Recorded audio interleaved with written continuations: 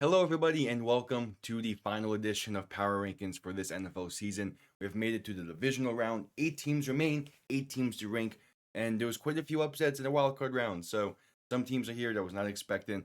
Before we dive right into it, I want to quickly say subscribe if you're new. Really appreciate it. Leave a like, comment. You know the whole YouTube spiel by this point. So to jump right into it, the Washington Commanders find themselves at the number 8 spot. It was a really good win for them against Tampa on Sunday night, and they played really well. First playoff wins in 2005. Their defense played well against this Tampa offense that at times moved the ball really effectively, but the defense took advantage of a lot of miscues that Tampa had, and then the offense as well took advantage of this Tampa defense. Jaden Daniels played incredibly well, both through the air and on his own ground attack. He was running the ball well, he was throwing the ball well. This Commanders team as a whole was just playing really, really well for a first time team in the playoffs, and for a team that again hasn't won a playoff game in nearly 20 years. Just an overall really impressive performance. I'm excited for their matchup this upcoming round against Detroit, but for now, the Commanders do find themselves at the number 8 spot. Next up, another team that surprised me quite a bit, the Houston Texans are at number 7. They severely proved me wrong in how that game was going to go. Their defense was locked down, playing really, really well, and really the only points that they truly did give up was a miracle touchdown to Ladd McConkey and the opening drive field goal, as a fumble on the opening drive of the game is never a good thing. But Houston, they stepped up when they needed to, especially that final drive they had in the first half, in the second quarter. That really set the tone for the rest of the game. They dominated this one in the end. That second half performance was really impressive. This defense was really impressive. I think they had 4 interceptions, and just watch. I mean, Houston, man, Houston, what a showing. Again, a very impressive showing for a team that me and a lot of other people did not expect to really do much in the playoffs. And now they find themselves advancing and playing KC. And going to be interesting to see where they go from here. So they come in at number 7. Number 6 is the Los Angeles Rams. Another very, very impressive showing from a team that I didn't really expect a whole lot. But not because I didn't expect the Rams to play well, but just because they were playing against the Vikings. They dominated this game. The Vikings were held pretty much scoreless this one. And yeah, they did score late in the second half, but for the most part, this was all Rams from the jump. Really, really impressive showing. That first opening drive as well really set the tone for the Rams. And then that defense, 9 sacks on the day, and playing incredibly well, was in Sam Darnold's head the entire night. And yeah, they might have gotten lucky with a few weird calls there, but at the end of the day, you got to play with the bounces that happen in the NFL game. The Rams did just that. They were pretty much on cruise control in the second half, and no blame to them for doing that. So they're going to come in at number 6. Number 5 is the Baltimore Ravens, and to probably no one's surprise, they dominated the Pittsburgh Steelers in the wild card round. And I mean, really, the only times the Steelers were able to score was on very fluke and lucky plays, but that's the nature of things. Derrick Henry ran incredibly well against this Steelers defense, a defense that is typically one of the better defenses in the league. They're the highest paid defense in the league, and it did not matter. Lamar Jackson had his way, Derrick Henry had his way. Isaiah Likely had a great grab late in the first half that set up a 21-point lead entering the half.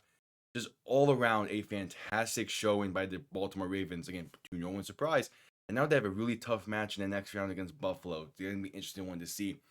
But Baltimore, they're a team to look out for, like always. If they can continue this ground game going, I like what we see, and they come in at number 5. Number 4 is the Philadelphia Eagles, and they played really well. Not really as great as they could have played, but it was a game that from the legit start of the game and opening kickoff, they had firm control and dominance in. The opening kickoff is a fumble picked up by Philly, and I have my grapes with that as well. I'm not even an Eagles or Packers fan, but to me, it looked like Green Bay recovered that fumble, but it went Philly's way, and they took full advantage and got firm control of this game. Defense played incredibly well.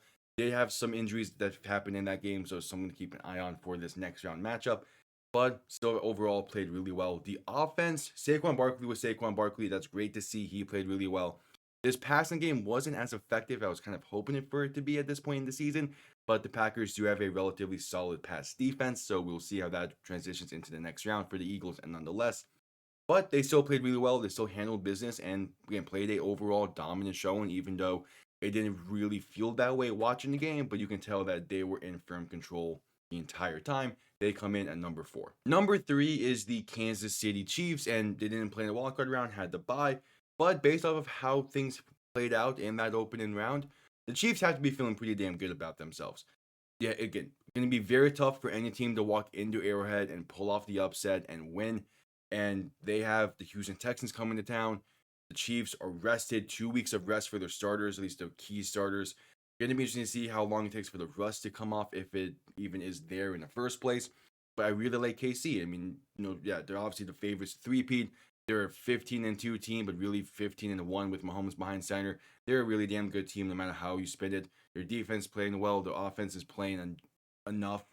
And for the most part, it's still the Chiefs. It's still Mahomes. It's still Andy Reid. It's still Travis Kelce. They come in at number 3. Number 2 is the Detroit Lions. And similar to Kansas City, they had a bye, but that was a much needed bye week for the Lions. They're a banged up team, 25 players on IR this season, and they needed a week to just get rest and see how things play out. And they have to be feeling really damn good about themselves, seeing both the Vikings and the Packers lose in the first round. They Ford Field. We haven't really had an opportunity to see how Ford Field can be as a playoff environment in quite some time. Yes, they had a one playoff game last year, but this is a divisional round home playoff game for the Lions. They're the 1 seed. Ford Field, I feel like it's going to be a very tough place for a team to walk into and win. So I really like what we see from the Lions. And overall, it's still just they're the Lions. They're a really damn good team. They play really solid style of football. Dan Campbell has them playing extremely well. And Ben Johnson, who's going to be getting some head coaching opportunities, same with Aaron Glenn. This is really the year for the Lions, because who knows what happens at those coordinator positions. They have to make a push. I really like what we see from the Lions, and I'm excited to see how they can show up during the playoffs now. They come in at number 2. Number 1 is the Buffalo Bills. And you want to talk about dominance? 31 unanswered points after giving up the opening drive touchdown to the Denver Broncos. And the Broncos did nothing thereafter, that opening drive. The Bills said, oh, you want to score first? Bad. And then they said, you're not scoring again the rest of the way. Just dominant showing. It at halftime, you kind of have a little bit of a hesitation of like, hey, what's going on here? It was a 10-7 game, nearly 10-10 game at the half. But the second half was all Buffalo, no stop, just kept on running the score up. It felt. The Bills played really well. They're the Bills. It's Highmark Stadium. It's in Buffalo. They're a tough team to beat there, no matter what time of year it is, no matter what time of day it is, no matter what. But they're playing really solid football. Josh Allen is playing really well considering the supporting cast he has around him. And the Bills are playing some dominant style. I really like what we saw from the defense, as that was a unit of that was their main question mark to me, was how can their defense play at this time of year, as the final few weeks of the season wasn't the greatest. But the Bills dominated. They played well. They're coming in at the top spot, number 1. Well, there you have it, the final edition of Power Rankings, the divisional round Power Rankings. Thank you all for tuning in. I'll see you all next time. Have yourselves a damn good one. Peace.